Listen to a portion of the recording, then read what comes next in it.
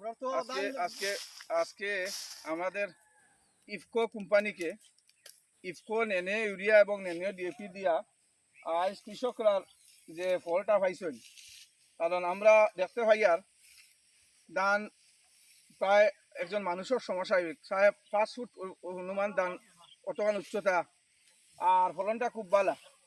আমি আজকে আসলাম যে আমরা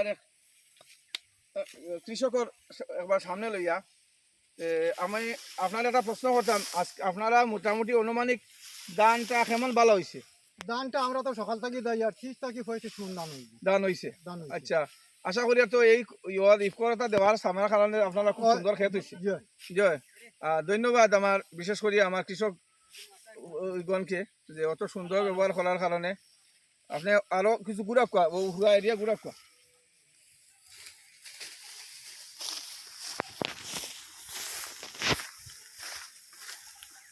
আপনি কিতাব বুঝেন আপনারা ইফকো অর্থাৎ ডিএপি আর ইউরিয়া দেওয়ার কারণে কিতাব বুঝেন হয়েছে নি সুন্দর মতো? হয়েছে নি খেত খালি আপনি হোক আছেন আপনার কিতাব কেমন কিতাব হয়েছে? খুব ভালো হইছে। হয়েছে না নি? ও তুলা মারা যায় না। তুলা মারা যান না।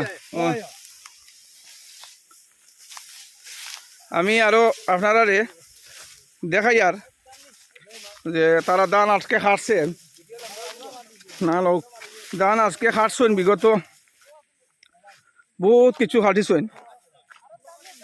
এখানে আরো উপস্থিত কৃষক বাইরে আসেন, কৃষক বাইরে আসবেন দেখি আর দেখতে পাই আর এখানে বিরাট একটা মাঠ।